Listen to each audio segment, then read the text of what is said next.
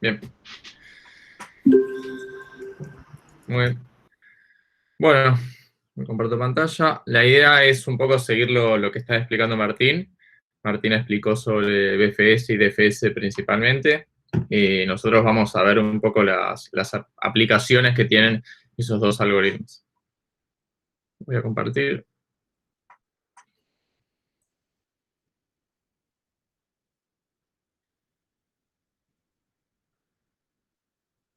Bien. Ahí se está viendo la presentación. Me parece un gran feature que metió Meet ahora que vos podés ver la presentación cuando estás presentando. Está bueno. Bien, bueno, como dije, la idea es repasar un poco BFS, DFS, que igual lo vieron recién, y hablar un poco sobre grafos bipartitos, que es un concepto de grafos que si cursaron discreta ya un poco ya lo tienen. De hecho, vamos a usar dentro de un ratito algunos resultados que se habrán visto en matemática discreta.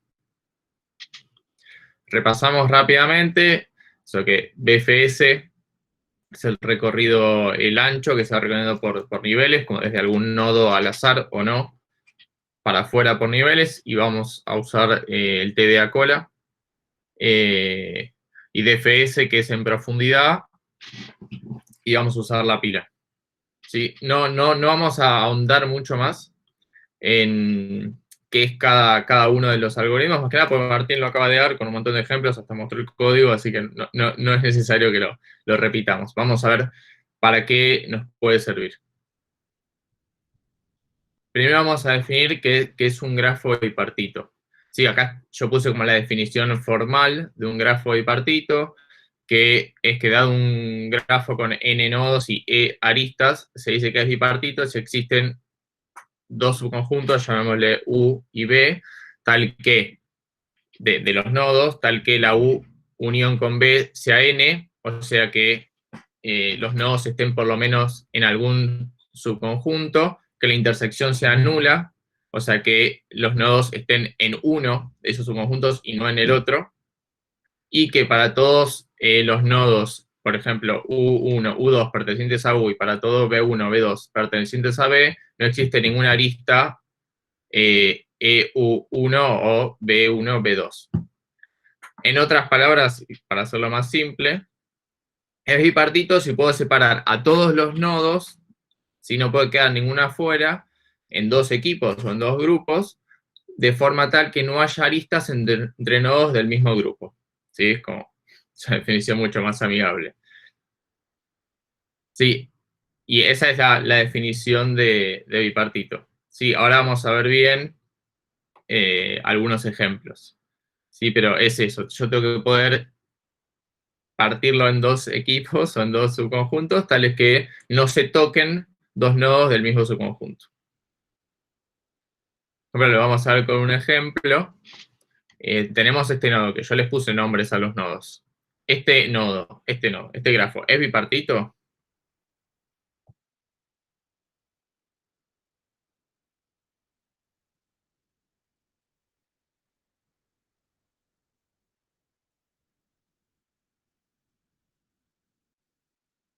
¿Arrancó la clase, Martín? ¿Entré en el Meet correcto? ¿O...? Me hicieron lo mismo en la teórica, así que está solo. Ahí Ah, bueno, bardo, buenísimo. Vamos, que hace frío encima. Bien. Santiago, están diciendo que no. Yo lo voy a repetir como dije las primeras veces. No importa el sí o no, sino la justificación.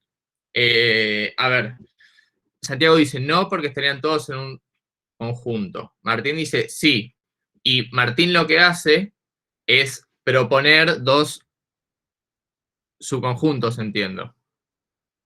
A y C y B y D.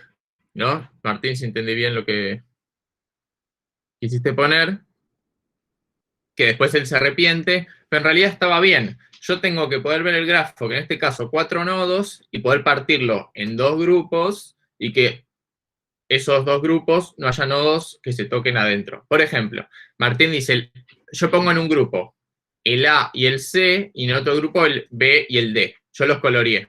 Los del equipo rojo y los del equipo negro. No sé.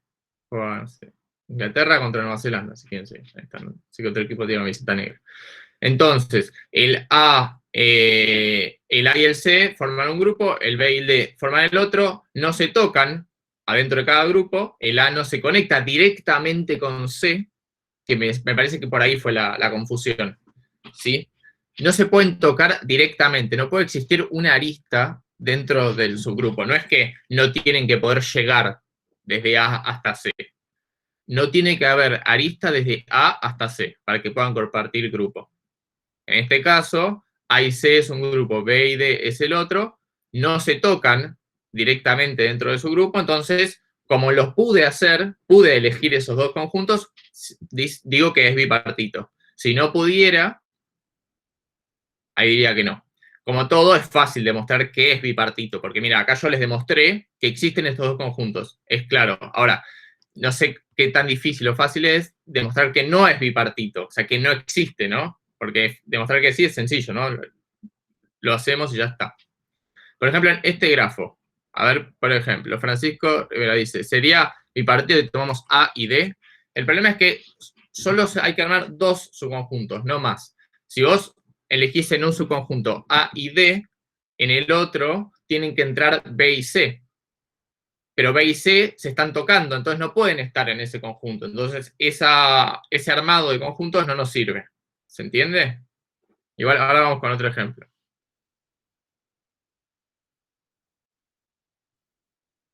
Ahí va, perfecto. Bien, ¿este grafo es bipartito?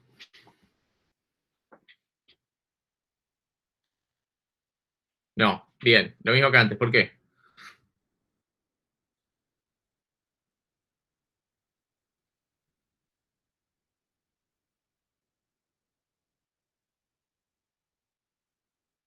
Están todos conectados. Bueno, eso es cierto. ¿Es completo o no puede ser bipartito? Esa es una pregunta interesante, ahora la discutimos, eso está bueno. En este caso, como tenemos solo tres vértices, y los tres vértices están conectados todos con todos, no puedo pintar, no puedo hacer dos subconjuntos tales que en cada subconjunto no se toquen, ¿no? Porque nos queda así. O sea, no hay forma, por ejemplo, digamos que yo pinto A de rojo y C de verde. B lo tengo que pintar o de rojo o de verde, porque no tengo más subconjuntos. Pero no puedo, porque se está tocando con uno rojo y con uno verde, entonces no se puede. ¿Está bien? Ahora vamos a ver lo del grafo completo, eso está es más para preguntas para discreta, se la hacen hacer, pero sí, me parece interesante. Bien, hasta acá venía fácil, ¿sí? Como estos grafos triviales, ¿no? Llamémosle, básicos.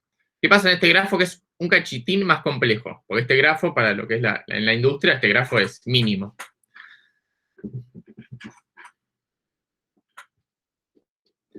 ¿Es bipartito este grafo? Y espero que lo respondan, no es retórica. Iván dice que no, ¿por qué?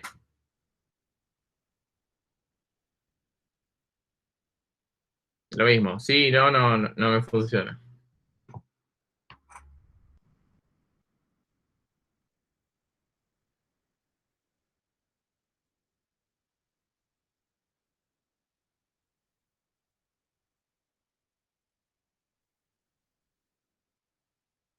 ¿Sí o no?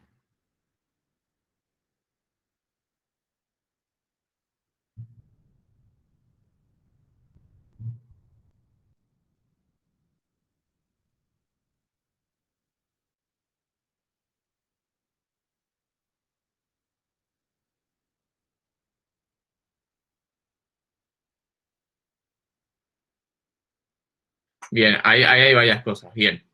Lo que yo debería hacer es, como dice Iván, es pintarlos en solo dos colores, ni más ni menos, como si fuesen los dos subconjuntos, cada subconjunto con un color, para ver si es bipartito o no.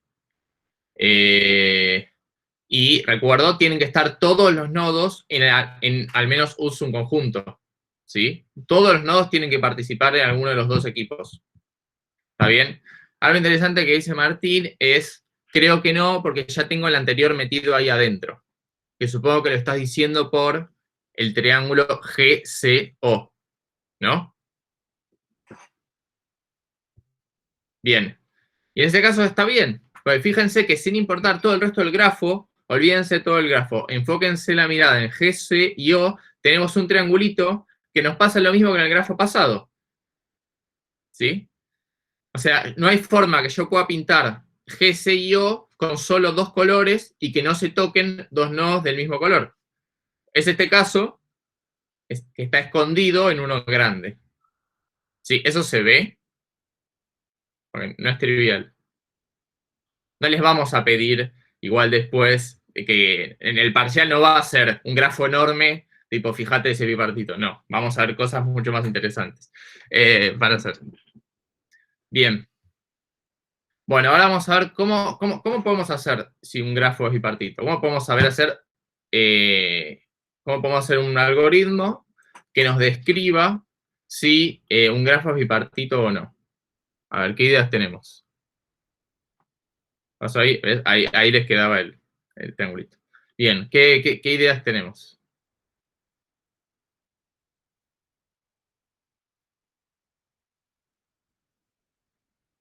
Encontrar si existe un ciclo de 3. Bueno, eso, como vimos, si hay un ciclo de 3, seguro que no es bipartito. Pero después vamos a ver que puede ser que no haya ciclos de 3 y que pueda ser bipartito igual.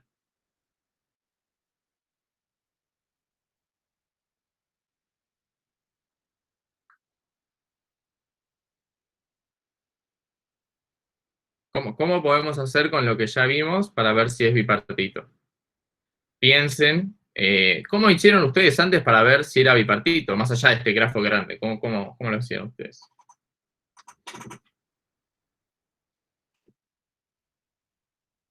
Empieza a pintar. Y eso está bien, porque de hecho cuando empezás a pintar te das cuenta si lo podés pintar o no, efectivamente. Nosotros lo que vamos a hacer es vamos a llevar este problema a un problema que es muy conocido en la industria, que es de coloreo. Que es un dato de color esto, igual, ¿no? Es un dato de color. Eso no la tenía preparada. Pero vamos a decir que un grafo bipartito sí, solo sí se puede pintar con dos colores, que es lo que estábamos haciendo, básicamente. Y vamos a hacer algo parecido a lo que dice Leo, que es, vamos a empezar a pintar y vamos a ver qué pasa. Si en algún momento estamos pintando y vemos que llegamos a un momento en que hay dos adyacentes que tienen el mismo color, ya corto ahí y digo, listo, no es bipartito. Bueno, ¿cómo pintamos? ¿Cómo hacemos programáticamente? No con solo la simple vista. ¿Cómo podemos recorrer el grafo para pintarlo?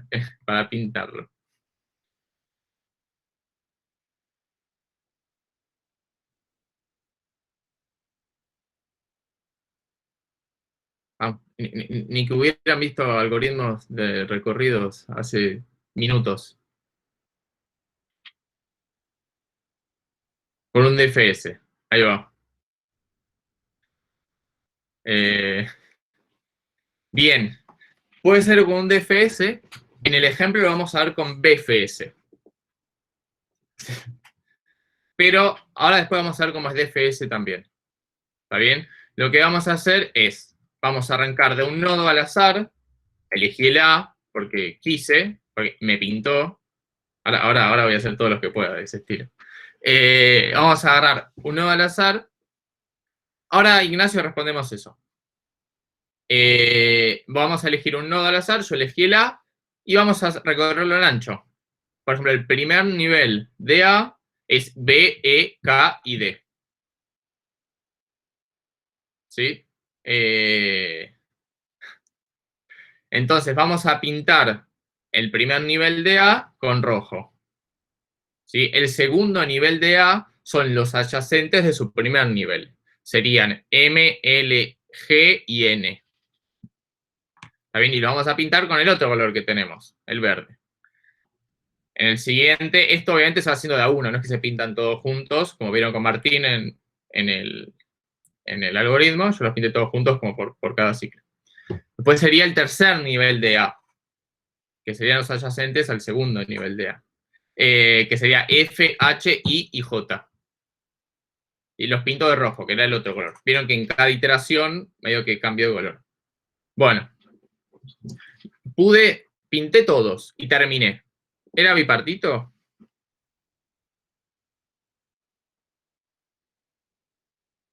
Sí, porque pude. Lo demostré, está la demostración enfrente.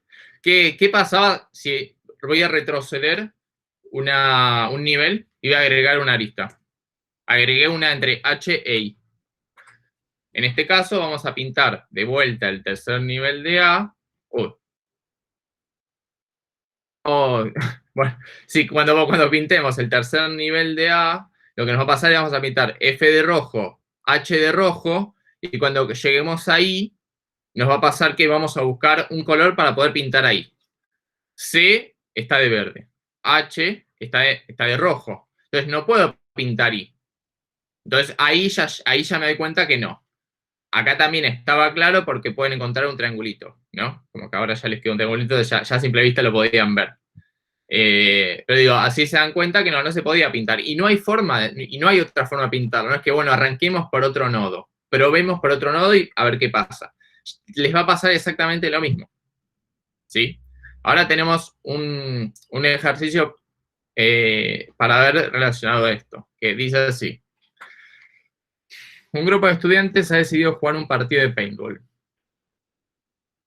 Es modo pandemia, ¿no? Porque como que el paintball va para la pandemia. Bueno, justamente hay distancia, como que va bien, me parece, el aire libre.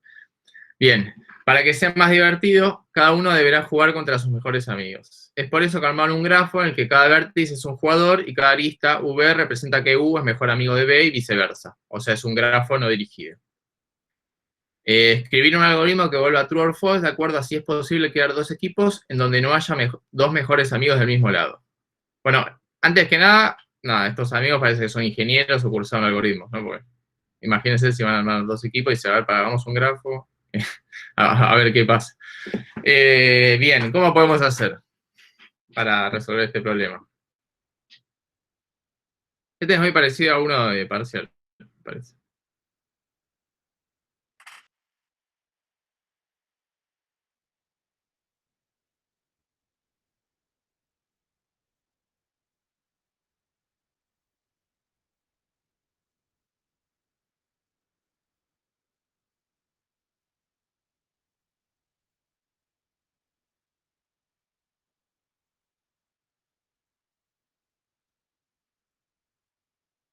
Entiendo que lo están releyendo. Ahí va. Iván dice, básicamente es ver si el grafo es bipartito. Y yo diría que sí, porque justamente lo que tengo que hacer es armar dos equipos, en este caso. Cada equipo será un conjunto del bipartito, como dice Santiago. Digo, el grafo ya lo tengo armado. Y el grafo, donde en cada nodo es una persona, y cada arista es si esas dos personas son mejores amigas. Si puedo separar ese grafo, lo puedo pintar de dos colores, o sea que si es bipartito, entonces ahí sé que se pueden armar los equipos. No solo eso, en este caso me pide ver si es true or false. Pero yo también podría hasta decirle qué equipos hay. ¿No? Agarro todos los que eran rojos, este es un equipo, los que eran verdes del otro. ¿Está bien? ¿Se entiende? Bien. Vamos, yo tengo como una propuesta de código acá, que es más genérica para este ejercicio. En este ejercicio la función se debería llamar, no sé, vamos a usar una frase del fútbol, hay equipo, no, hay equipos, sería, a ver si hay o no equipos. Pero bueno, yo lo que voy a hacer es un BFS. Martín lo hizo recursivo, me acuerdo mal. DFS lo hizo recursivo. Yo los dos los voy a hacer con un ciclo. Lo que voy a hacer es, bueno, voy a tener los dos colores en una constante, verde va a ser 1, rojo va a ser 2, y voy a tener un diccionario color, donde la clave sea un nodo y el valor sea el color. Entonces, primero voy a pintar todos los vértices de null, o sea, de sin color, o de negro, como estaba en nuestro ejemplo, y voy a agarrar un nodo random, que en este caso no es nada random, agarro el primero, pero bueno, ¿no? Podría ser cualquiera. Lo voy a pintar de un color, que voy a hacer verde, voy a crear la cola y voy a encolar este nodo. ¿Está bien? Y ahí, acá es cuando arrancan los recorridos. Lo que voy a hacer en cada iteración es, voy a desencolar un nodo de la cola y voy a ver sus adyacentes. ¿Sí? Si yo encuentro que uno de los adyacentes tenía color y es igual al nodo actual, al color del nodo actual, me encontré justamente en un caso donde no se podía. ¿Bien? Entonces ya devuelvo false. Si no, lo que voy a hacer es, si este nodo que es adyacente al que desencolé no tenía color, o sea que es null, lo que voy a hacer es, lo voy a pintar del contrario al nodo que desencolé. No, por eso pregunto, che, ¿el que desencolé es verde? Bueno, ponerle rojo, si no verde. Y voy a encolar este nodo adyacente al que había desencolado. Y eso es todo. Después vamos a hacer de vuelta la cola. Una vez que termina todo, puedo decir que es bipartito porque recorrí todos los nodos. ¿Sí? Es un BFS, pero además en cada iteración voy pintando y voy chequeando a ver si alguno de los adyacentes no estaba pintado ya y no tenía el mismo color y lo corto antes. Yo estoy asumiendo acá con este algoritmo una condición del grafo. ¿Qué estoy asumiendo?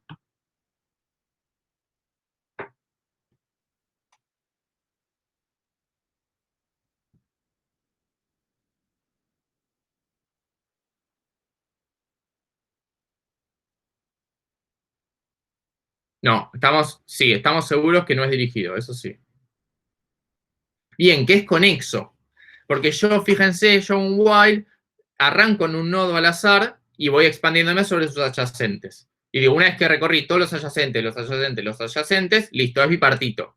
Si el grafo no fuera conexo, no es verdad este algoritmo no funciona porque solo voy a recorrer una componente conexa. ¿Sí? El resto no voy a llegar jamás. ¿Está bien? Ahora vamos a ver cómo se hace para hacerlo más completo. También tengo acá, no lo vamos a releer, pero no, Emanuel no, y no hay que agregar un while más, y sobre eso también vamos a hablar, porque es re importante, por qué no hay que hacer eso. Acá les dejé cómo sería con DFS, que es casi que igual, pero con una pila. Y antes uno de los compañeros había preguntado, ¿qué es mejor, hacerlo con BFS o DFS? Pregunta de parcial. ¿Con qué funciona mejor? ¿DFS o DFS?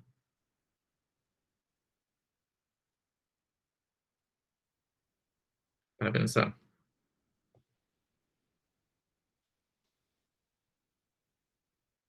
Es lo mismo. ¿Por qué? Vamos de vuelta. ¿Por qué?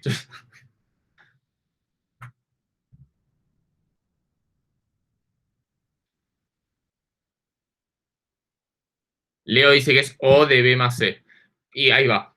Entiendo que todos están diciendo lo mismo. La complejidad de ambos recorridos es la misma, es B más C. Fíjense que en el peor caso tengo que recorrer todo el grafo para confirmar que es adyacente. Que es bipartito, porque tengo que pintar todos.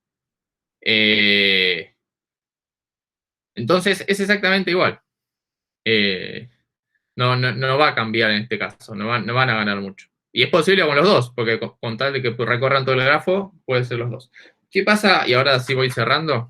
¿Qué pasa cuando el grafo es no conexo? La definición de bipartito es exactamente la misma. Hay que encarar este problema por cada componente conexa. ¿Sí? Hay que modificar el BFS o DFS para que visite todos los nodos. ¿Sí? Tengan mucho cuidado. Martín mostró un poco cómo se hace. Pero tengan mucho cuidado con no modificar el orden del algoritmo, porque el orden, como dijeron, es E más B, que es muy bueno, ¿no? O sea, en una función de dos variables es lineal, ¿sí? Tipo, es bárbaro, la verdad, el algoritmo de FS o de FS. Tengan mucho cuidado de no arruinar ese orden, ¿sí? Hay formas de hacerlo sin arruinar el lineal. Sí, por eso, ojo cuando alguien decía agregar otro while, tipo, mucho cuidado con eso.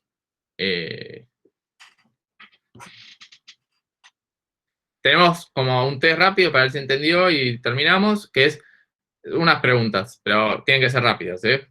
El tiempo apremia. Si un grafo es conexo, entonces ¿es bipartito? No necesariamente. Perfecto, no tiene nada que ver. O sea, no tiene nada que ver ese concepto. Si un grafo es bipartito, entonces ¿es conexo? No, tampoco. Bien. Ojo con esto. Si un grafo tiene ciclos de longitud impar, entonces ¿no es bipartito?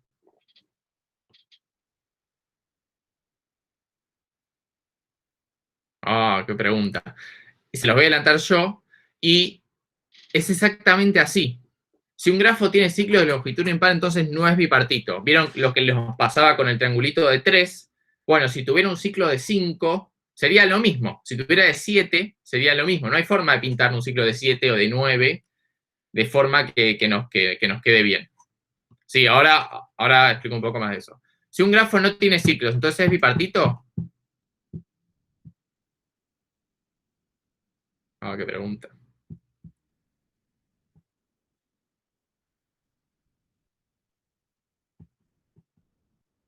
Bien, recuerden que al momento de hacer el BFS, los problemas surgían cuando nos encontrábamos que uno de los adyacentes ya estaba pintado, ¿no? Entonces ya está pintado, había que chequear que no sea el mismo con el actual, ¿no? Si un grafo no tiene ciclos, entonces cuando yo estoy haciendo el BFS, nunca me voy a encontrar, ¿sí? Con un nodo que ya pinté.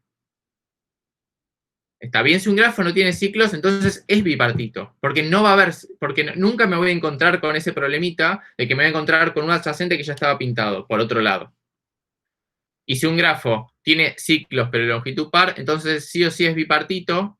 La respuesta es sí. Esa no, o sea, no le iban a imaginar jamás. Y cierro con unos teoremas como reglas finales, que si se las decía al principio se arruinaba todo, ¿no? Como que ya sabían todo, que es que si un grafo es bipartito, sí, solo sí, o sea, va para los dos lados, es una condición fuerte, no tiene un ciclo impar. O sea que un grafo bipartito sí solo sí se puede ser coloreado con dos colores, y un árbol, un grafo de tipo árbol, por definición es bipartito porque un árbol no tiene ciclos. ¿Sí? Y ahora le dejo todo a Ezequiel. Muy bien. Muy bien. Bueno, ¿más dudas sobre el ejercicio de Bertito?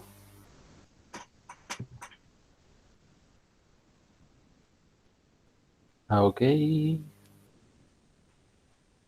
Ok. Si no hay dudas.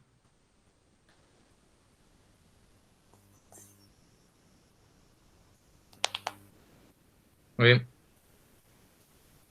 Gracias, Fede. Parece que no hay dudas. Buenísimo. Bueno, ¿qué queda en la clase antes de ser libres?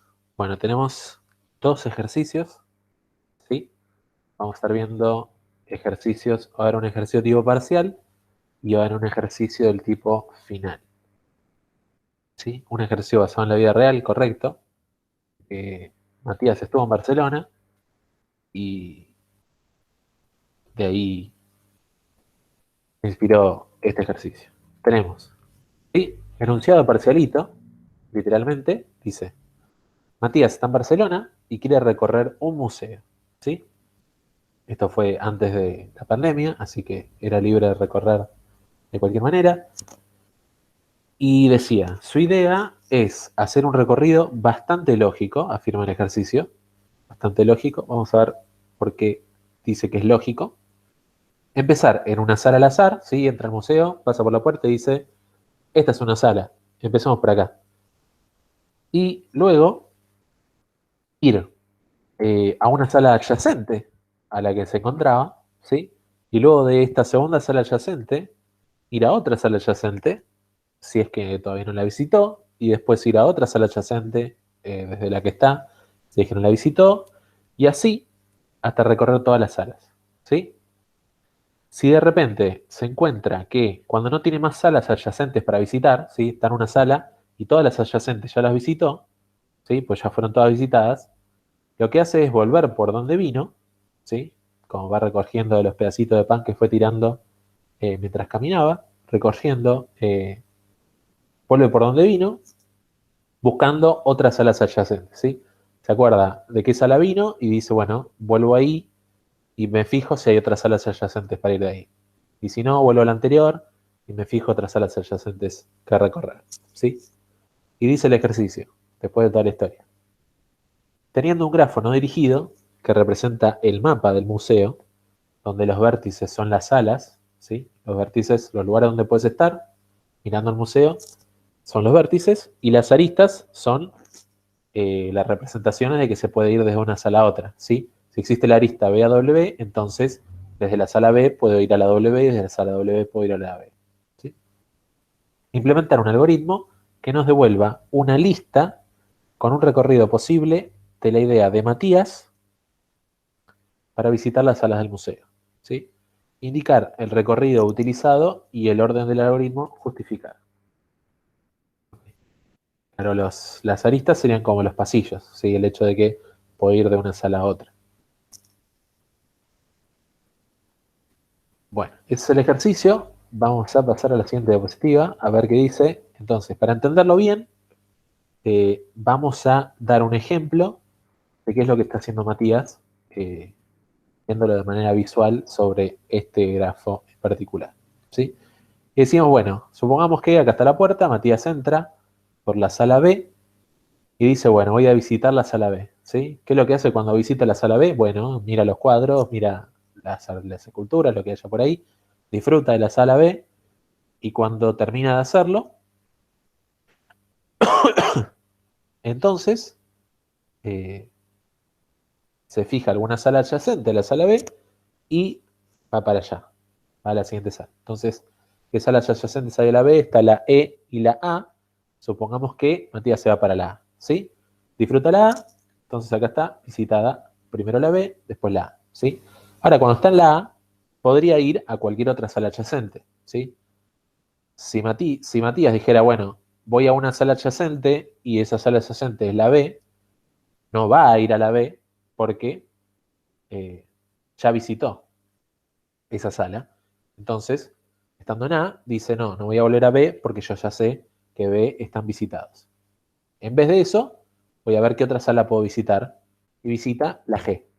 ¿Okay? Entonces va para la G, visita la G y lo mismo, se fija entre las adyacentes, cuáles puede visitar, podría visitar la A, podría visitar la E, la A ya la visitó, visita la E. ¿Okay? Ahí está, visita la E. Ahí está, la E visitada. Bien. Cuando está la E, se fija las adyacentes y dice, bueno, y adyacente la B, que ya la visité, adyacente la G, que ya la visité. ¿Sí? Entonces, en ese momento se da cuenta que desde E no puede visitar ninguna sala adyacente que no haya sido visitada. ¿Sí? Entonces, ¿qué decíamos que hace Matías? Bueno, vuelve por donde vino, ¿sí? Se acuerda por el caminito de pan que fue dejando, que vino por la G, y dice, bueno, ahora que estoy en la sala anterior, a la que estaba antes, en la que no encontré más lugares por donde visitar, vamos a desde G ver si puedo visitar alguna otra sala que no haya visitado. Se fija que las adyacentes son la E, son la A, como ya las visitó, de nuevo dice no, entonces tengo que volver a ir para atrás, volver para la A, fijarse, nuevas salas adyacentes por recorrer, ¿sí? La B ya la visitó, la G la visitó, se va a ir para la D, ¿sí? Se va a la D, visita la D, desde la D no va a ir a la A porque ya está visitada, va a ir a la F, ¿sí? Desde la F, lo mismo, va a buscar salas adyacentes no visitadas, va a encontrar la C, la va a visitar, desde la C va a encontrar la H, va a visitar la H, ¿sí?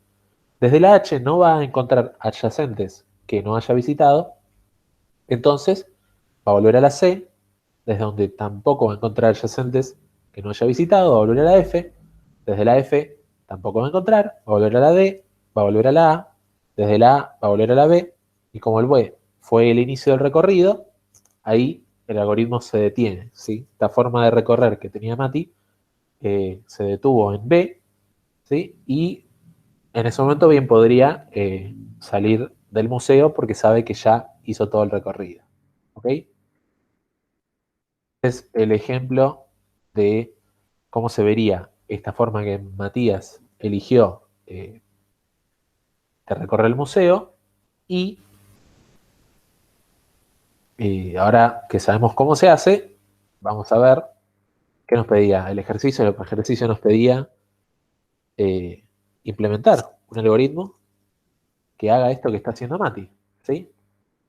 Pregunta, ¿tiene nombre lo que está haciendo Mati?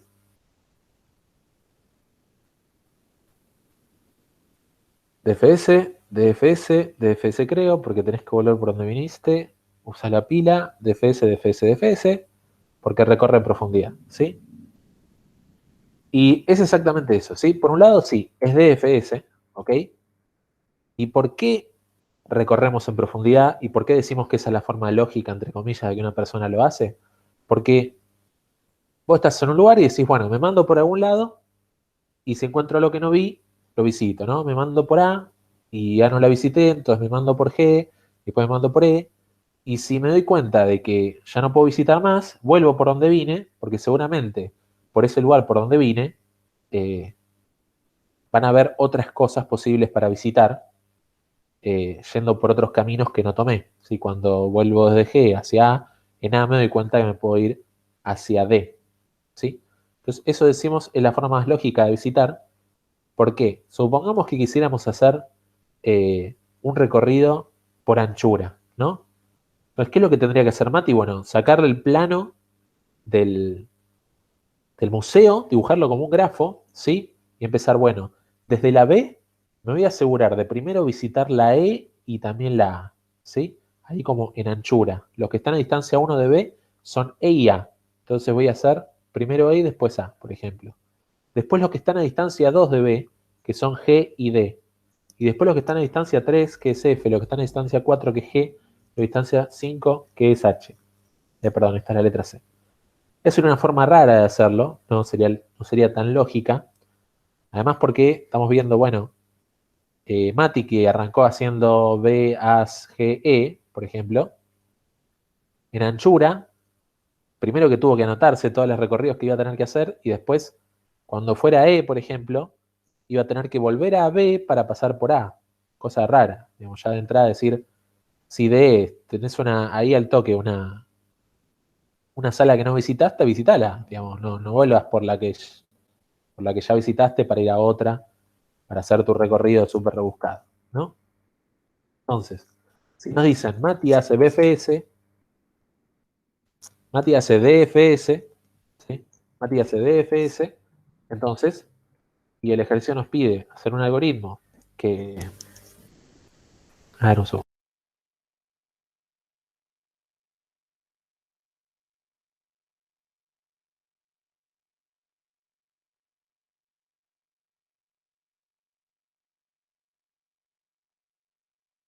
Ahí está. El ejercicio nos pide hacer un algoritmo que simule el recorrido que está haciendo Mati por el museo, siendo que el museo es un grafo, entonces vamos a escribir DFS, ¿sí? Son los parámetros que está utilizando Mati, ¿no? Mati va a necesitar el grafo, está llevando la cuenta de qué vértices visitó y necesita un vértice inicial que suponemos es la entrada al museo, un vértice al azar que mencionaba el ejercicio. Entonces, tenemos por ejemplo que saber si lo vamos a visitar. Vamos a llamar a esta función ya implementada por alguien, por el dueño del museo, lo que sea Mati disfruta esta sala, ¿sí? Todo con los auriculares, con el audio en varios idiomas para que vaya disfrutando de la sala como debe ser. Y luego, igual que DFS, tenemos que, para cada uno de los adyacentes del vértice en el que estamos, ¿sí? Si no lo visitamos aún, el llamado recursivo de DFS. ¿Sí? Ese es DFS, igual que como lo vieron Martín. Así se resolvía un ejercicio de parcialito. Y me imagino que estarán pensando por qué Mati no se va más seguido a Barcelona. Así tenemos ejercicios así de fáciles en el parcialito. ¿Sí? Vamos a ver qué se puede hacer. Supongo que acepta donaciones, Mati. Sus viajes. Bueno. Pregunta. Supongo que con Martín vieron no solo DFS, sino que habrán visto una forma de DFS generalizada. ¿Sí? En este caso, ¿aplica hacer el DFS generalizado o escribimos el DFS y ya está? A ver qué opinan.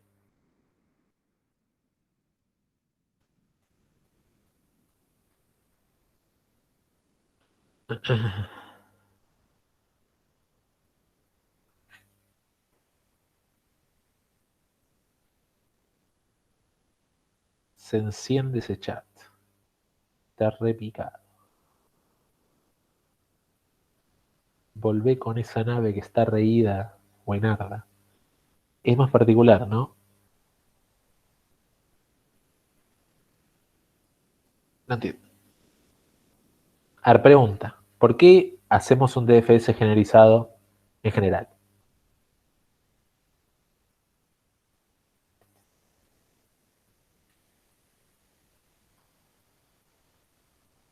¿Cuánta gente hay?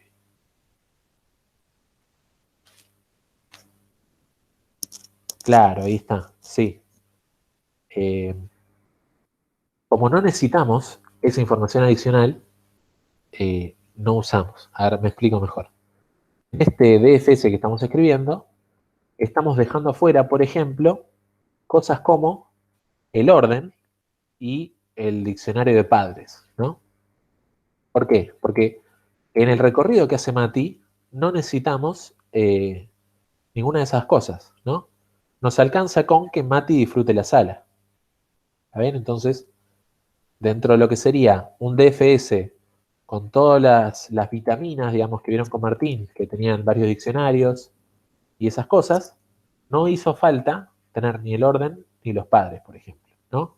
De la misma manera, recién hicieron con Fede un ejercicio de bipartito donde tenían una estructura tipo BFS, ¿sí?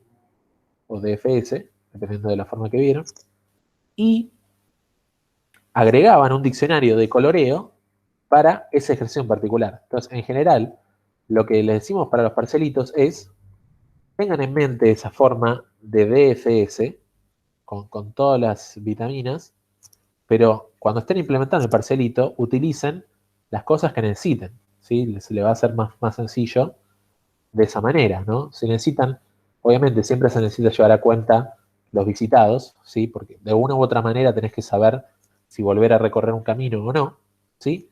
Pero si necesitas el diccionario de padres lo usás, y si no necesitas el diccionario de padres no lo usás, ¿está bien? Pero particularmente lo que me refiero con DFS generalizado es el fenómeno que se da cuando nuestro grafo no es conexo, ¿sí? Si nuestro grafo no es conexo, haciendo un DFS desde un vértice cualquiera, vamos a recorrer toda esa componente conexa de ese vértice, ¿sí? Todos los vértices alcanzables desde ese vértice, pero si el grafo tiene otra componente conexa, ¿no? Nos estamos perdiendo esa otra componente conexa que tiene el grafo, ¿sí?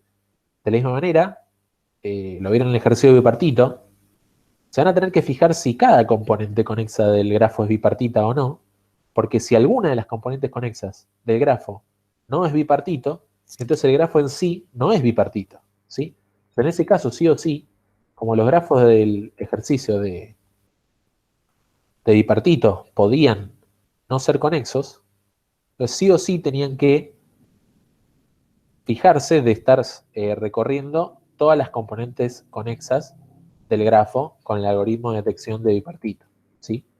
Lo que eso significa para DFS es inicializar los visitados vacío, obviamente, por un lado, y después, por cada vértice en el grafo, si ese vértice no está visitado, hacer DFS desde ese vértice, ¿sí? ¿Qué significa esto? ¿Sí? Supongamos, este for, ¿qué hace? Primero agarra un vértice. Para ese vértice, llamar a DFS va a recorrer toda la componente conexa de ese vértice. Desde ese vértice, todos los vértices que se puedan alcanzar desde ese vértice, los va a recorrer, ¿sí? Pero luego, puede ser que en el grafo hayan otros vértices que no son alcanzables a partir de ese vértice. ¿Y por qué? Porque el grafo no es conexo en ese caso, ¿sí? Entonces el grafo puede no ser conexo, entonces necesitamos hacer una llamada de DFS por cada uno de los vértices que no hayan visitados, que no hayan sido visitados. ¿Por qué? A partir de este vértice, descubro toda la componente conexa de ese vértice, ¿sí? Pero si hay otra componente conexa, necesito en algún momento llamar a DFS con uno de los vértices de esa otra componente conexa para que descubra todos los vértices que están en esa otra componente conexa, ¿sí? Y así con todas las componentes conexas que pueda haber en el grafo, ¿sí?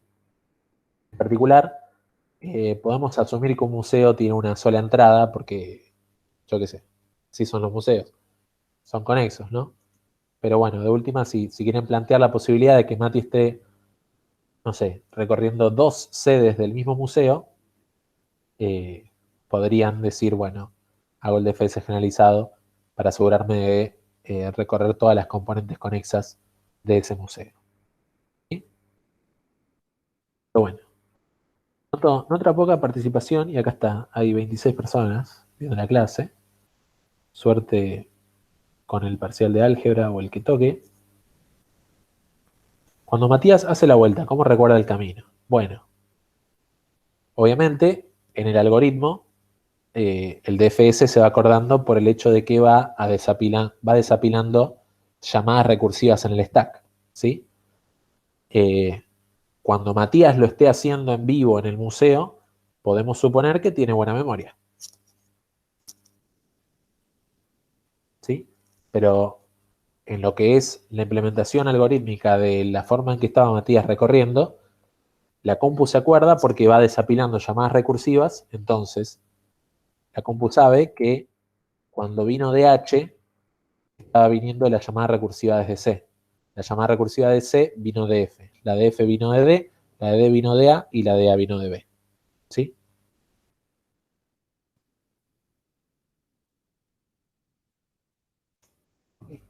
Bien. Voy a pasar a otro ejercicio. Una lástima que seamos tan poca gente. Oiga,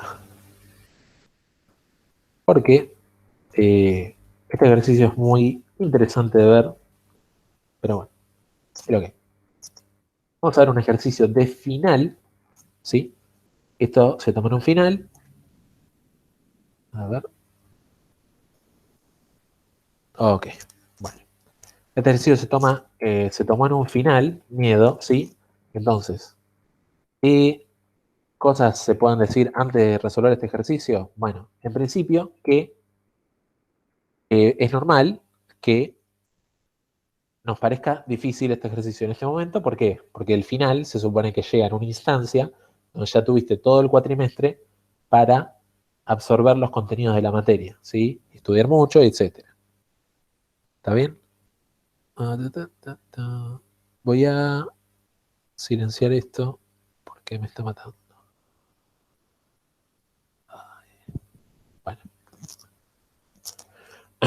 Pero no le tengan miedo al final porque promocionar o no promocionar, digamos, este no es un final cuco que de la materia, digamos. Hay otras materias que sí tienen finales mucho más complicados, así que no se preocupen. Pero sí, este ejercicio se va a notar que se eleva un poco eh, la dificultad porque de repente empieza a englobar varios conceptos que se van viendo en la materia. Y dice así, implementar una función que reciba un grafo dirigido, ¿sí? Que sepa las flechitas van por un lado, pero bueno, ir o no para el otro, ¿sí? Está dirigido el grafo.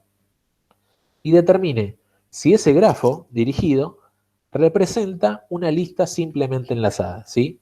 Como el TDA que implementaron, ¿sí? Y acá es donde ven que de repente se empiezan a cruzar los canales y decís, che, de repente tengo un ejercicio de grafos que también tiene que ver con la lista. Entonces, ¿qué está pasando? ¿No? Bueno.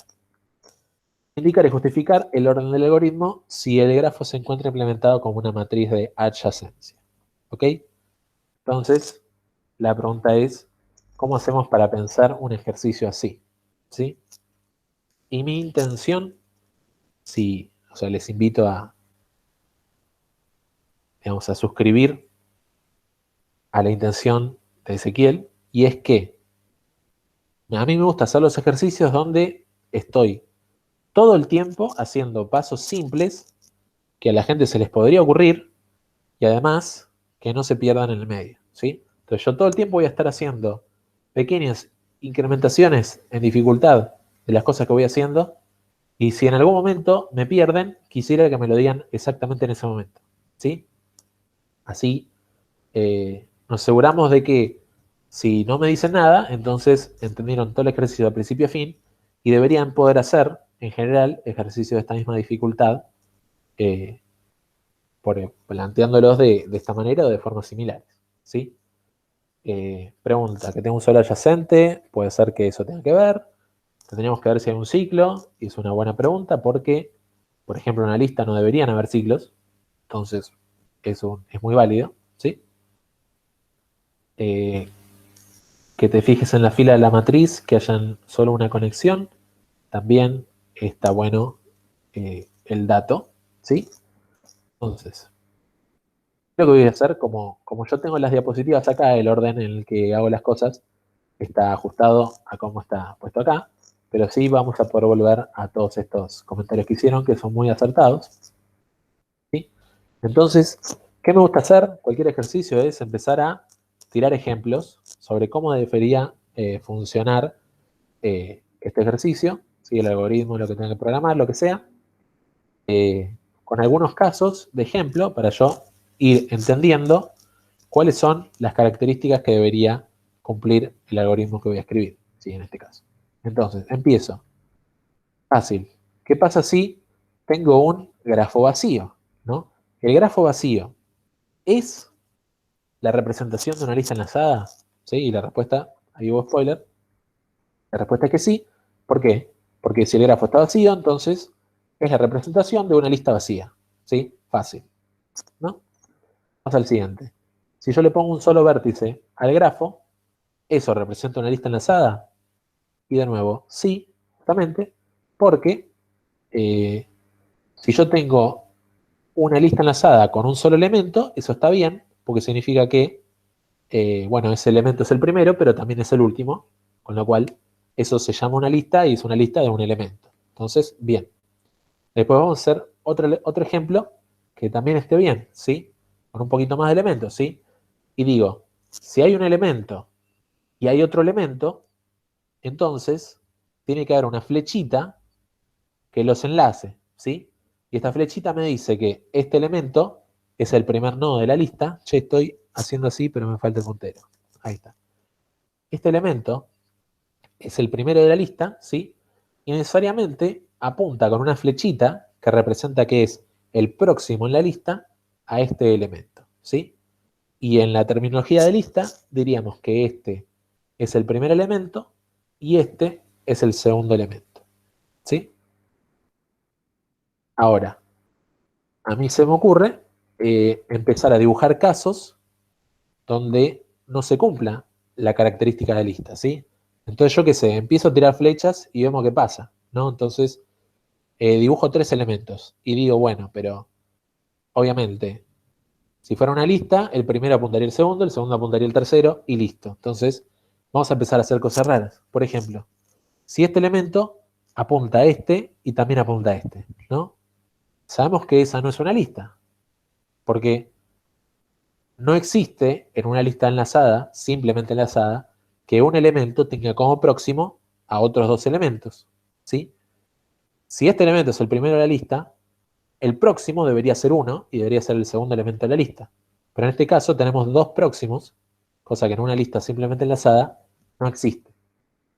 Entonces, acá escribí un ejemplo de un grafo que no cumple la característica de representar una lista simplemente enlazada. De la misma manera, voy a dibujar un par de vértices y decir, bueno, ahora tiro flechitas para acá, ¿no? Y de nuevo, esto no tiene sentido, porque si yo tengo una lista que va primero, segundo, tercero, cuarto, quinto, acá ¿dónde están? El orden de los elementos. No están. Este, digamos, yo podría decir este es el primero, que apunta a este, que sería el segundo. ¿Y este qué elemento es? No, no puedo, o sea, si esta flechita estuviese para el otro lado, sí, podría ser el tercero, pero así no funciona, ¿sí? Entonces empiezo a ver, si un elemento tiene dos flechitas salientes, eso no tiene sentido. Y si tuviera tres, tampoco tendría sentido.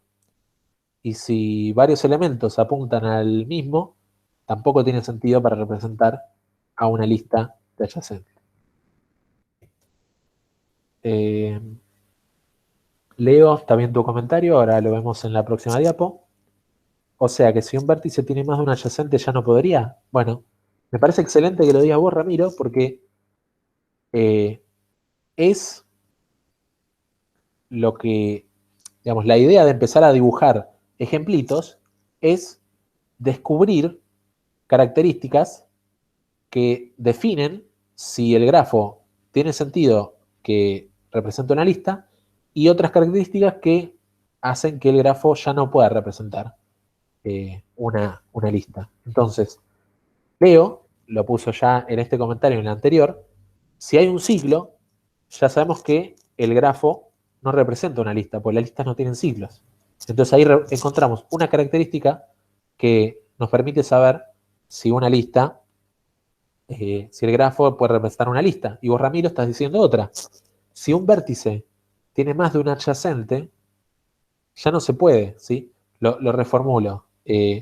Si un vértice apunta a más de un adyacente, entonces no se puede dar esa característica de lista.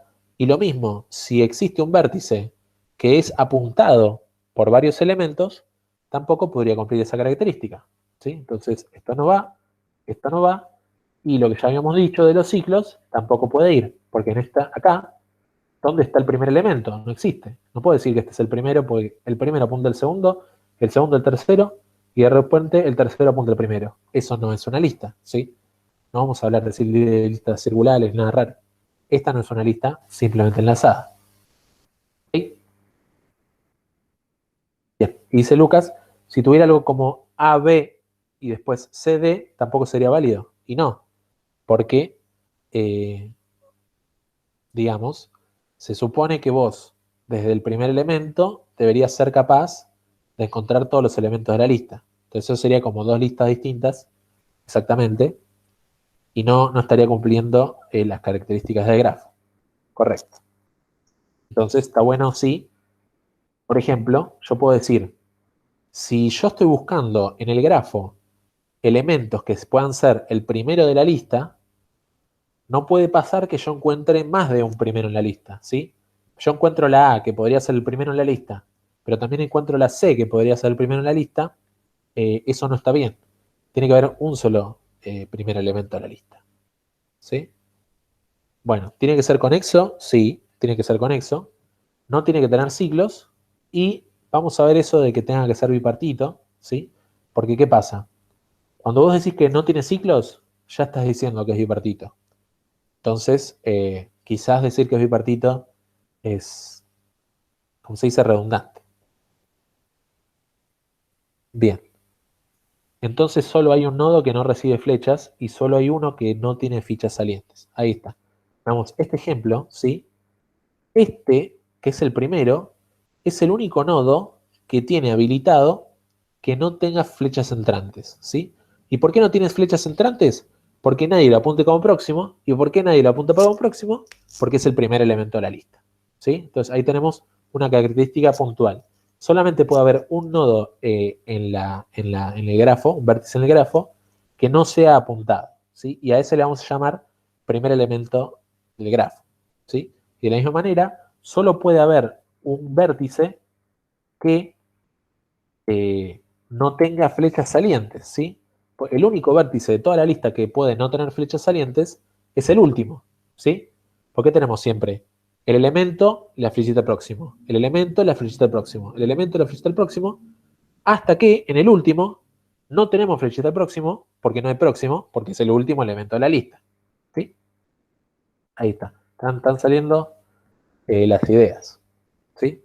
Vamos a tirar más ejemplos. Bueno, de nuevo, si acá ya tenemos un grafo que no es conexo y además no cumple lo que acaba de decir Lucas, que estamos encontrando elementos que no son apuntados más de una vez o que no apuntan a nada, ¿sí? Ni este apunta a nada, ni este otro apunta a nada, entonces no puede ser que vaya dos últimos en la lista.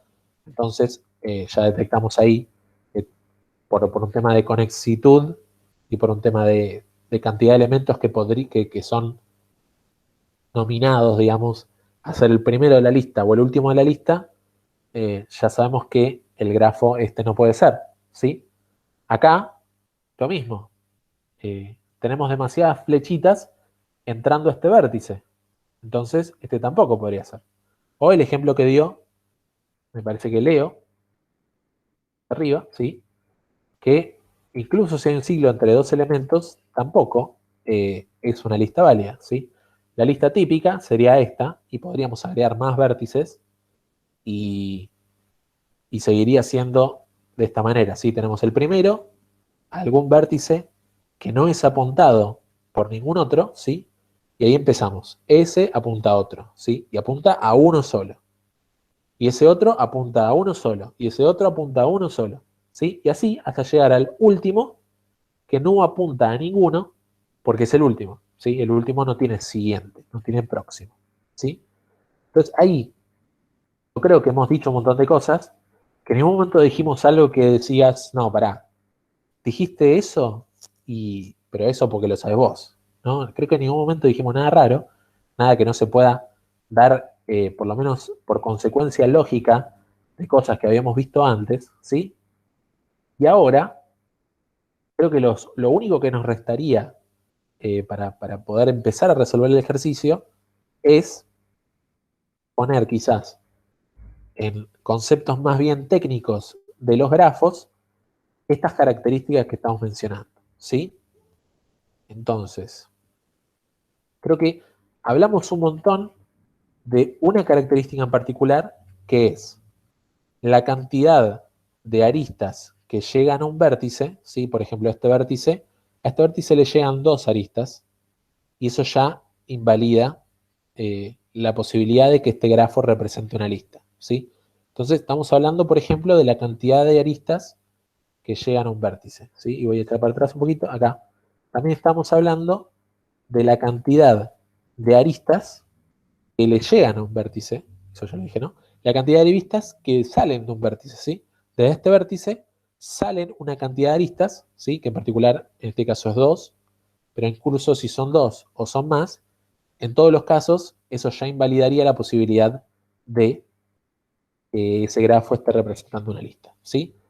Y lo que quiero introducir ahora, que sí, por ahí es un salto de fe, pero tiene que ver con conocimiento de la materia, es que esto existe y tiene un nombre, ¿sí? En grafos dirigidos, el nombre de estos conceptos es grado de entrada y grado de salida, ¿sí? La cantidad de vértices que salen, perdón, la cantidad de aristas que salen de un vértice se llama grado de salida, ¿sí? Entonces, este vértice en particular está teniendo grado de salida 2, ¿sí? Este vértice, por ejemplo, que en esta lista sencilla, está teniendo grado de salida 1, ¿sí? Y el último está teniendo grado de salida 0, ¿sí? El grado de salida es la cantidad de aristas que salen de un vértice, ¿sí? Y el grado de entrada, ¿sí? Por analogía, es la cantidad de aristas que entran en un vértice, ¿sí? Entonces, en este vértice están entrando dos aristas. Por lo tanto, el grado de entrada de este vértice es 2, ¿sí? Entonces, ahora que ponemos en palabras más bien técnicas de grafos estas características, ¿sí? El hecho de la cantidad de aristas que entran, la cantidad de aristas que salen, podemos decir, por ejemplo, que estos dos ejemplos nos están dando algo muy potente, que es decir, si a un vértice le entran dos o más aristas, ya está. No es grafo bipartito esto, ¿sí? Bien. Lo mismo, si de un vértice salen dos o más aristas, tampoco es un grafo bipartito. ¿Está bien? Entonces, de entrada, ya dos o más están totalmente anulado la posibilidad de que eso sea un grafo bipartito, ¿sí? ¿Y qué más podemos identificar, sí? Podemos identificar que entonces que si de 2 o más está eliminado, los únicos valores posibles que tienen los grados de entrada y salida del grafo para cada vértice son 0 y 1, ¿sí? ¿Qué pasa? Normalmente todos los nodos van a tener grado de entrada 1 y grado de salida 1, ¿sí? Imagínense acá una listita que el primero apunta al segundo apunta al tercero, el tercero al cuarto, el cuarto al quinto, el quinto al sexto, el sexto al séptimo, el séptimo al octavo y el octavo al último, ¿sí? Entonces, el segundo, el tercero, el cuarto, el quinto, el sexto y el séptimo y el octavo, todos tienen grado de entrada 1 y grado de salida 1, ¿sí? Este vértice y todos los vértices, llamémosles intermedios de una lista, van a tener alguien que les apunta y van a apuntar a alguien más, ¿sí? Grado de entrada 1, grado de salida 1, ¿sí?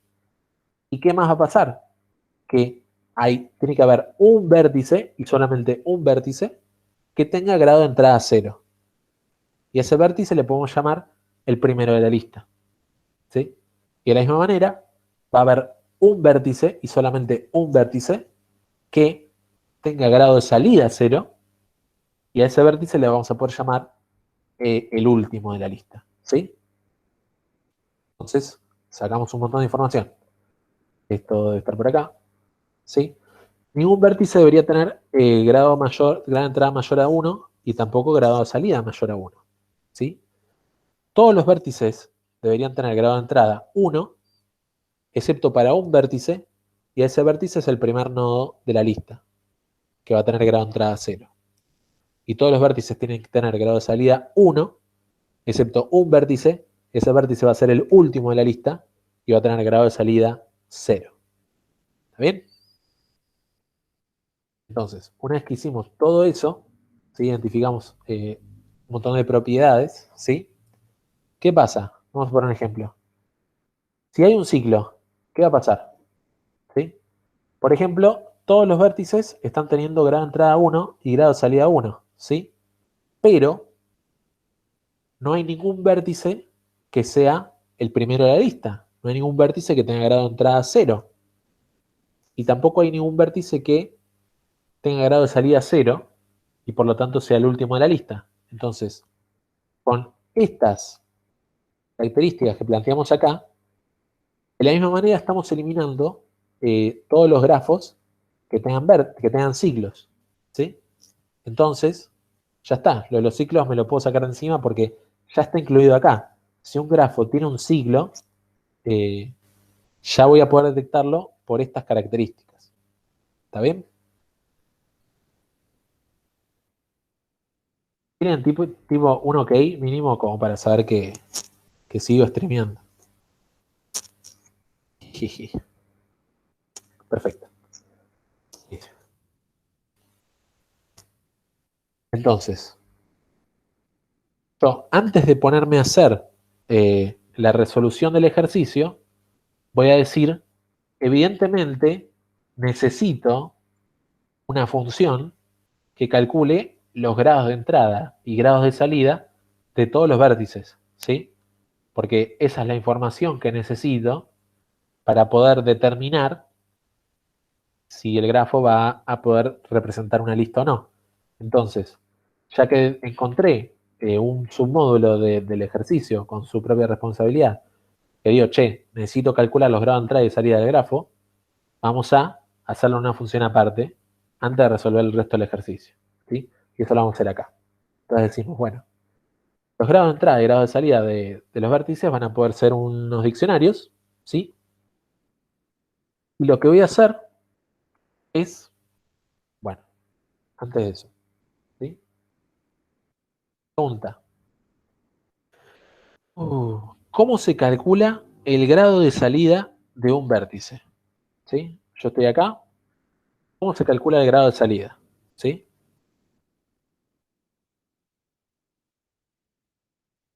¿Cómo se hace? Veo cuántos aristas tiene. Exactamente, ¿sí? Para este vértice, eh, normalmente tenemos en los grafos, digamos, funciones del estilo obtener adyacentes, ¿sí? Entonces, para este vértice, llamamos a obtener adyacentes y a eso le calculamos la longitud, ¿sí? Le hacemos len o la función que sea, y ese va a ser el grado de salida, ¿sí?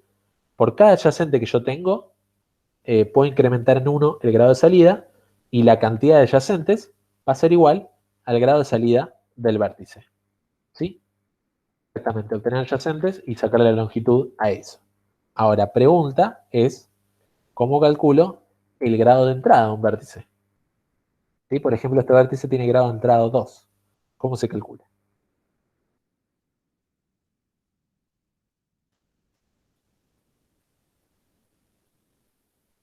Si quieren pueden escribir, no es tan fácil obtener cantidad de adyacentes inversos. ¿Te fijas cuántos nodos le apuntan? todos los vértices que conectan ese vértice. Bueno, ahí Lucas, vos indicás lo que es la matriz de adyacencia, ¿sí? Hagamos lo siguiente. Vamos a suponer que la implementación del grafo está dentro del TDA, digamos, y vos estás usando sus primitivas, ¿ok? Obtener adyacentes, obtener un vértice al azar, obtener cantidad de vértices, ¿sí? Etcétera. Y vos no sabés cómo está implementado el grafo. Y después, a la hora de calcular lo que es la complejidad temporal, ahí sí incorporamos el conocimiento de la implementación interna del grafo. ¿Ok? Cantidad de padres, bueno, o sea, sí, conceptualmente estos nodos son padres de este, ¿sí? Lo que habría que ver es cómo haces para calcular, o sea, para hacer no sé, un recorrido del grafo, para averiguar cuáles son los padres de un elemento, ¿sí? Obtienes todos los vértices y te fijas cuando se conectan al nodo que estás viendo, ¿sí? Ahí está. Entre todo lo que comentaron está la respuesta, ¿sí? Yo tendría que ir, a ver, a todos los otros vértices, ¿sí? Y fijarme si está presente esa arista con el elemento que nos interesa, ¿sí? Si nosotros queremos calcular el grado de entrada de este vértice, tenemos que recorrer todos los demás vértices y decir, bueno, este vértice se conecta con este, bueno, entonces ya tiene un grado de salida 1. ¿Este se conecta con este? No. Bueno, no sumo nada. ¿Este se conecta con este? Sí, entonces sumo otro, ¿sí? Y lo que nos podemos dar cuenta de esta manera es que si yo quiero calcular los grados de entrada y los grados de salida, los puedo calcular todos juntos al mismo tiempo en un ciclo, por ejemplo. Si yo agarro este elemento y veo esta arista, ya sé que este elemento tiene un grado de salida más y este elemento, el cual le es entrante la arista, sabemos que tiene grado de entrada, un grado de entrada más que el que solía tener. Luego, si vengo acá, me fijo, este tiene una arista que viene para acá, entonces este tiene un grado de salida más que los que tenía antes, y este otro al que le entra la arista tiene uno más en grado de entrada, ¿sí? Cuando venga acá y vea esta arista, este va a tener un grado de salida más, y el entrante, ¿sí? Que ya tenía grado de salida 1, ahora va a tener grado de salida 2, ¿sí? Esa es la forma que tenemos de, recorriendo una sola vez todo el grafo, podemos al mismo tiempo calcular los vértices, los grados de entrada y los grados de salida. ¿Sí? Es más o menos lo que decía Lucas. Obtenés todos los vértices y te fijas, cuando se conectan, ¿sí? Esa arista está incrementando en 1 la cantidad del grado de salida del vértice en el cual se origina la arista e incrementando en 1 el grado de entrada, el vértice a donde se está ingresando a través de la arista. ¿Sí? Entonces, ahora que estamos diciendo eso, vamos a hacer un for, ¿sí? Por cada vértice en el grafo, voy a, para cada adyacente a ese vértice, ¿sí? Para cada arista que sale de ese vértice, decimos que este vértice le incrementamos en 1 el grado de salida, ¿sí? Y a ese adyacente al que estamos llegando a través de la arista, le incrementamos en 1 el grado de entrada. ¿Ok? Y no sé qué tan atentas están las personas ahí en la clase, porque esto tiene un error fuerte, que es que grado de salida y grado de entrada los estamos leyendo antes de inicializarlos, ¿sí? Vamos a tener que inicializarlos naturalmente en 0. ¿Sí? Ahí está. Inicializamos en 0 todos los elementos, para cada elemento del grafo, le ponemos grado de entrada 0 y grado de salida 0. Así, cuando vengamos acá y hagamos eso que estamos comentando, incrementar cada vez que encontramos una arista, no explota la cuestión. Fijan, están escribiendo un tipo pseudo Python. Ya les habrán dicho que el TP3 lo pueden hacer en C, lo pueden hacer en Python. En general, todas las resoluciones que tengan que ver con grafos las van a poder hacer en un pseudo Python pseudocódigo, ¿sí? La idea es transmitir que saben, ¿no?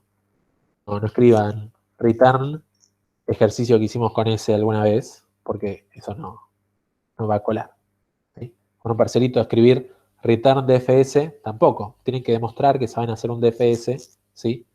Pero sí en el DFS pueden hacer grafo.obtener vértices, pueden hacer grafo.cantidad y ese tipo de cosas que podemos suponer que el grafo las tiene incorporadas, ¿sí? Sí, también Ramiro. Pero no quería meter esa operación en una clase donde no necesariamente todas las personas saben Python. Bien. Dicho eso, vamos a hacer algo que va a ser muy raro para todas las personas que no sepan Python, que es devolver una tupla. ¿Ok? Olvídense, esta función devuelve dos cosas. Lo que sea, ya está. Devuelve dos cosas y listo. ¿Ok? Mañana. ¿Ven?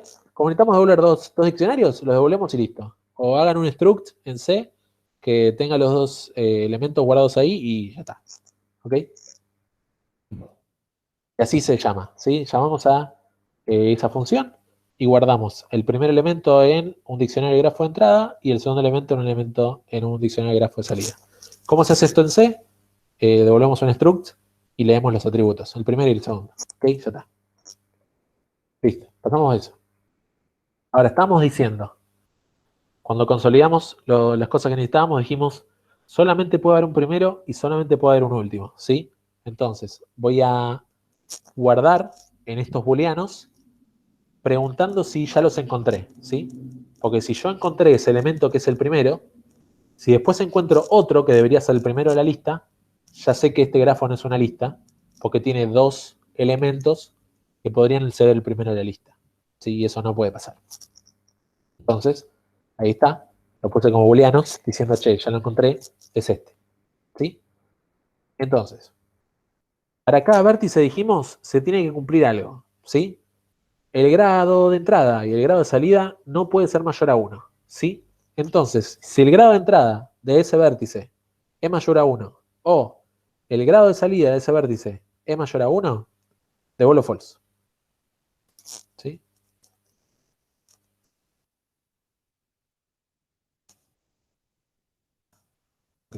Bueno.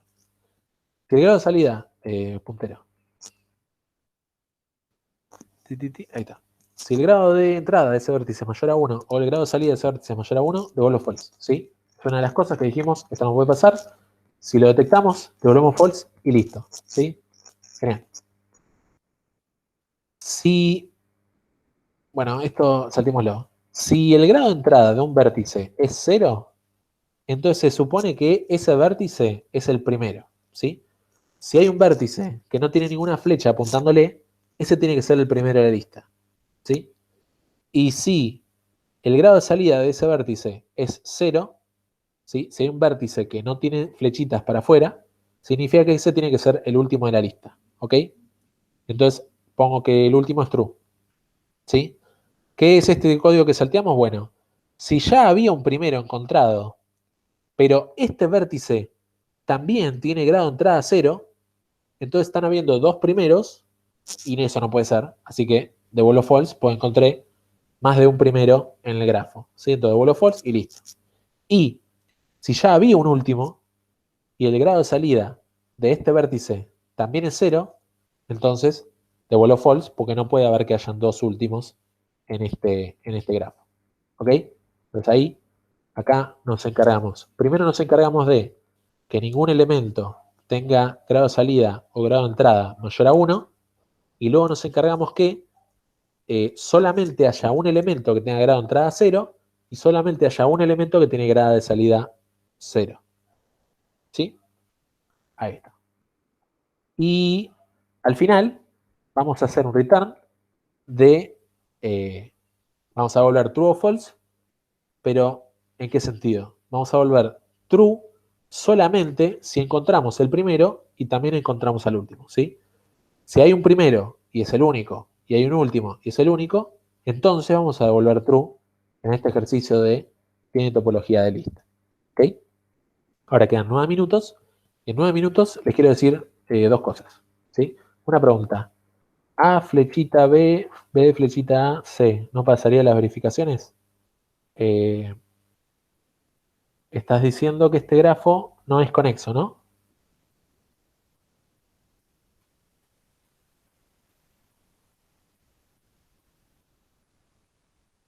Me gusta porque esto siempre pasa. Bien. Lo primero que les quería decir era responderle a la pregunta que sabíamos que Lucas iba a hacer. Ok, ¿cuál es el chiste? Bueno, esta es la tercera cosa que les quería decir. Si la cantidad de vértices es 0, pueden directamente volver true, porque saben que es la lista vacía y ya está. ¿Sí? Especialmente porque si la cantidad de vértices es 0, el for no va a hacer nada y nunca van a encontrar el primero y el último. ¿Sí? Entonces sí o sí hay que hacer esto. Si la cantidad de vértices es 0, devolver true. De hecho, no sé, vamos a decir que es una función entre paréntesis. ¿Ah? Y de paso ponemos acá el OR que dijimos de cambiar. La presentación, vamos a ganar el puntero de nuevo. ¿Está? Sí. La otra cosa que decía Lucas es esta, ¿sí? ¿Qué pasa si tenés una lista con una buena pinta, pero además tenés un ciclo, ¿sí? Y lo que va a pasar es que con todas estas verificaciones que hicimos, no nos estamos dando cuenta si este ciclo es parte de una lista bien formada o está desconectado de la lista, pero no podemos de alguna manera detectar que existe. ¿Sí? Porque todas las verificaciones que estamos haciendo, este grafo las cumple, así como las cumple el grafo que puso Lucas en el chat. ¿Sí? ¿Por qué? ¿Hay un primero? Sí, es este. ¿Hay un último? Sí, es este. ¿Todos los demás vértices tienen entrada 1 y salida 1? Sí. Este tiene entrada 1, salida 1. Entrada 1, salida 1. Entrada 1, salida 1. Entrada 1, salida 1. ¿Sí? Y aún así, cumple todas las verificaciones. Pero no es un grafo que representa una lista. ¿Sí? Entonces, solución. En vez de que hay primero y hay último sean booleanos, vamos a hacer que sean punteros a un vértice, ¿sí? Entonces, cada vez que esto es false, en realidad diríamos que es null, ¿sí? Tenemos, hay primero sería null al principio y hay último sería null al principio, ¿sí? Vamos a hacer todo el algoritmo y cuando encontremos el primero, en vez de ponerle true, le vamos a poner un puntero a cuál es el primero. Y cuando encontremos el último, vamos a poner el puntero a cuál es el último, ¿sí? Un puntero, literalmente nos vamos a guardar el vértice primero y nos vamos a guardar el vértice último, ¿sí? Y acá el return va a cambiar a hay primero distinto de null, hay último distinto de null, ¿sí? Entonces, ¿qué es lo que va a pasar con eso? Para hacer todo esto, vamos a tener el primero y el último, ¿sí? ¿Y qué vamos a hacer? Vamos a ir al primer elemento y vamos a hacer un recorrido, BFS o DFS. ¿Y qué tendría que pasar con ese recorrido? Que recorra todos los elementos de la lista, ¿sí? Cuando vos tenés una lista enlazada y empezás desde el primero, recorriendo todos los elementos, recorres todos los elementos porque esa es una lista enlazada y así funciona, ¿sí? Entonces, ese recorrido a partir de ese vértice que es el primero, te va a dar todos los elementos del grafo, ¿sí?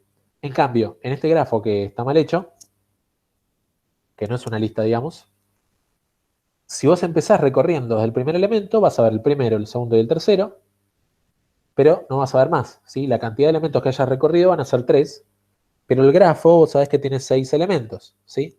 Entonces, como la cantidad de recorridos es diferente de la cantidad de elementos que tenga el grafo, entonces ese grafo no tiene topología de lista porque te quisieron hacer una trampita ahí con un ciclo, ¿sí? Bueno, esto es como un agregado. De última, si no se dan cuenta de este caso, el ejercicio podría estar bien igual, ¿sí? Y volviendo para atrás,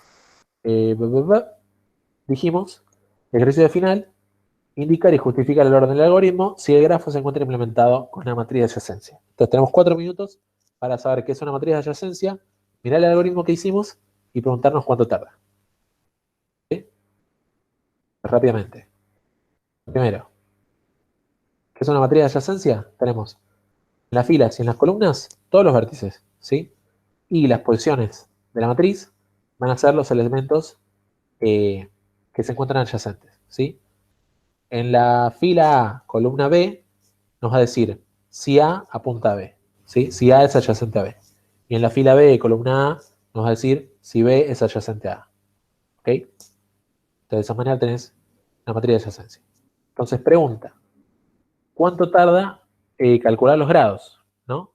Porque por cada vértice tenemos que ver todos los adyacentes, ¿sí? Entonces, cuando estemos en el vértice de A, pregunta, ¿cuánto tarda saber cuáles son todos los adyacentes de A?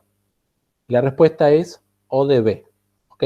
Porque desde A tenemos que recorrer toda la fila de A para ver todos los adyacentes de A, ¿sí? Porque no tenemos otra manera de saber todos los adyacentes de A en menos tiempo. Necesitamos ver, ¿A con A es adyacente? No. ¿A con B es adyacente? Sí. ¿A con C es adyacente? No. ¿A con D es adyacente? No. ¿A con E es adyacente? No. Con F, con G, ¿sí? Por cada vértice tenemos que fijarnos la posición de la matriz para ver si son adyacentes, ¿sí? Entonces, llamar a for adyacente y vértice.obtener adyacentes, ¿sí? Vértice.obtener adyacentes es O de B. Y como lo hacemos para todos los vértices del grafo, es O de B cuadrado, ¿sí? ¿Se fijan? Todo el resto de las cosas son lineales o sea, para cada vértice hay cosas O de 1. Así que los tiempos fuertes están acá, donde para cada vértice se hace una operación que en una matriz de adyacencia tarda O de B. Y hacer B veces una operación O de B es O de B cuadrado. ¿Sí? Ok.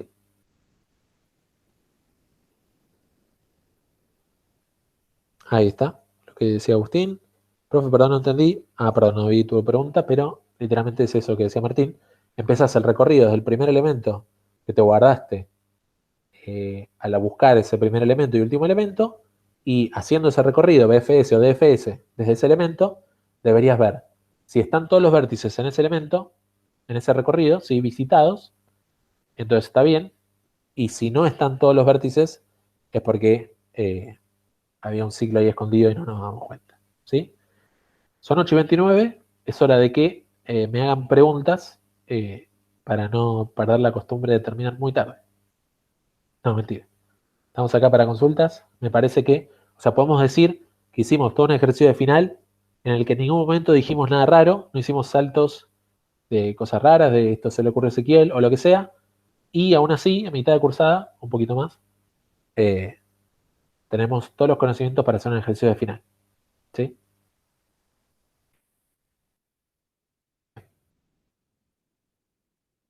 Bueno, sin más consultas, voy a dejar de grabar